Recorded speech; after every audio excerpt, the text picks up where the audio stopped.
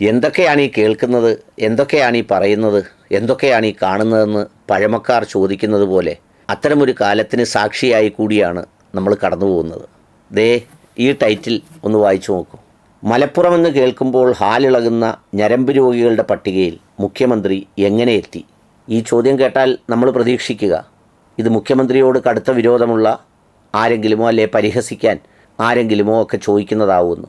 യഥാർത്ഥത്തിൽ ഇത് ചോദിക്കുന്നത് BJPയുടെ മുൻ അധ്യക്ഷൻ CK പത്മനാഭൻ എന്ന് പറയുന്ന അദ്ദേഹമാണ്. ഒന്ന് ഓർത്തു നോക്കൂ, ഇങ്ങനെ ഒരു മാറ്റം പ്രതീക്ഷിച്ചോ? അതായത് മലപ്പുറത്തിനെതിരെ ഒരു അപവാദ വാർത്ത, സംസ്ഥാനത്തിന് തന്നെ അപകടകരമായ ഒരു സമുദായത്തെ അപരവൽക്കരിക്കുന്ന എന്ന് പറഞ്ഞാൽ ആ സമുദായത്തിൻ്റെ എല്ലാ പിന്തുണയും, അതായത് കരുത്തോടെ ഞങ്ങളെ സംരക്ഷിക്കാൻ ഈ പറയുന്ന നേതാവ് മാത്രമാണെന്നുള്ള വിശ്വാസത്തിൽ അഭയം പ്രാപിച്ച് ഒപ്പം നിൽക്കുന്ന, തുടർച്ചയായി 2 തവണയും കൂടെ നിന്ന ഒരു സമൂഹത്തിനെതിരെ ഈ പറയുന്നൊരു വാർത്ത പ്രത്യക്ഷപ്പെടുകയും അത് പിന്നീട് നിഷേധിച്ചു അല്ലെങ്കിൽ പിൻവലിച്ചു, ഞാൻ കൊടുത്തില്ല, മറ്റൊരു കൊടുത്തില്ല എന്നൊക്കെ പറയുമ്പോൾ അതിലുള്ളവർക്ക് പോലും തമാശയും രസവുമായി തോന്നുന്ന ഒരു സംഭവത്തിൽ ഒരു BJPയുടെ മുൻ അധ്യക്ഷൻ പറയുന്ന വാക്കുകളാണ്. ഇത് പറയുമ്പോൾ നമ്മുടെ വീട്ടിലെയൊക്കെ കുറേ പ്രായമായവർ എപ്പോഴും പറയുന്നൊരു വാക്കുണ്ട്, നിരപരാധികളെ സംരക്ഷിക്കാൻ ആരെയെങ്കിലുമൊക്കെ ദൈവം അയക്കും എന്ന് പറയാറുണ്ട്. എന്ന് പറയുന്നത് പോലെ ഈ മലപ്പുറം എന്ന് പറയുന്ന ഒരു നാട്, അതിൽ അനുഭവിച്ചറിഞ്ഞവർക്കും അവിടെ എത്തിയിട്ടുള്ളവർക്കും അവിടെ ജീവിക്കുന്നവർക്കും 100 നാവാണ് ആ നാടിനെക്കുറിച്ച്. അവർ മറ്റ് നാടുകളിലേക്ക് അവരെ മക്കളെപ്പോലും വിവാഹം കഴിച്ചു വിടാൻ താല്പര്യപ്പെടുന്നില്ല.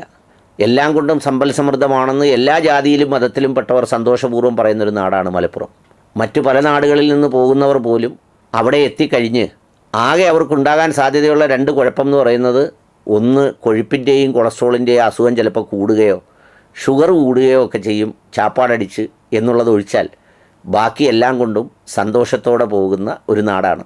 കോഴിക്കോടിൻ്റെ ഒരു സാംസ്കാരിക പൈതൃകവും അതിൻ്റെ പശ്ചാത്തലവും അതിൻ്റെ ചുറ്റുപാടുകളും ഒക്കെ നിലനിർത്തുന്നതിൽ സംഭാവന നൽകിയ ഒരു സ്ഥലമാണ് മലപ്പുറം എന്ന് പറയുന്നത്. എന്നാൽ അവിടെ ഒരു സമുദായം കൂടുതലായതുകൊണ്ട് കോഴിക്കോടിന് കിട്ടുന്ന മതേതരത്വ ഭാവം മലപ്പുറത്തിന് കിട്ടുന്നില്ല എന്നതാണ്.